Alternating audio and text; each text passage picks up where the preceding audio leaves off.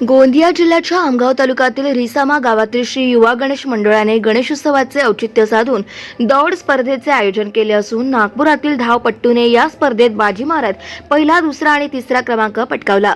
श्री युवा गणेश मंडळाच्या वतीने दरवर्षी गणेशोत्सवात दौड स्पर्धेचे सह महिला सक्षमीकरण तसेच बेटी बचाओ बेटी पढाओ रक्तदान शिबिराचे आयोजन केले जात असून विविध सामाजिक उपक्रम हा गणेश मंडळ राबवित असून क्रीडा क्षेत्रातील तरुण तरुणींना योग्य संधी उपलब्ध व्हावी तसेच गोंदियासारख्या आदिवासी नक्षलग्रस्त जिल्ह्यातील तरुण तरुणी देखील क्रीडा क्षेत्रात देश पातळीवर नावलौकिक करावे या उद्देशाने उपक्रम राबवित असतात।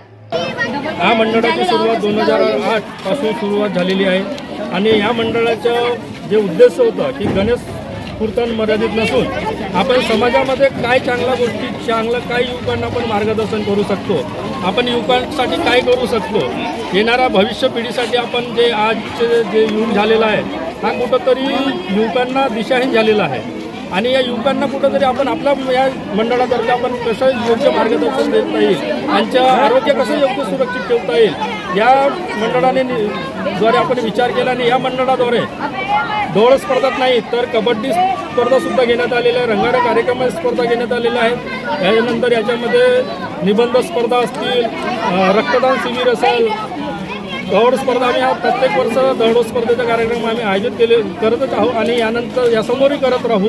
तर या दौड स्पर्धेत गोंदिया जिल्ह्यातून तसेच नागपुरातील आलेल्या धावपट्टूने मंडळाचे आभार मानत अशा पद्धतीच्या स्पर्धेचे आयोजन दरवर्षी करण्यात यावे अशी विनंती मंडळाकडे केली आहे।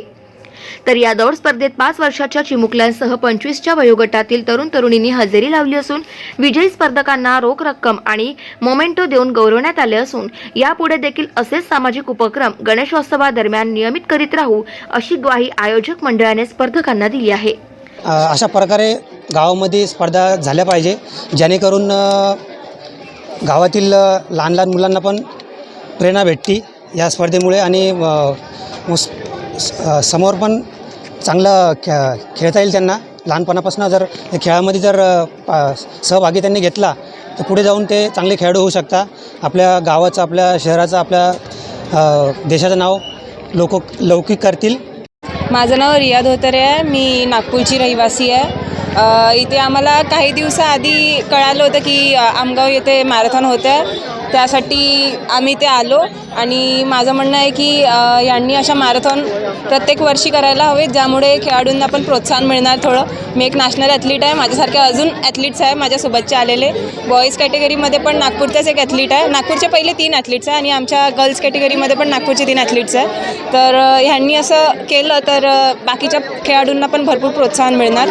गाव माझा न्यूज करिता राधा किसन छुटे, गोंदिया।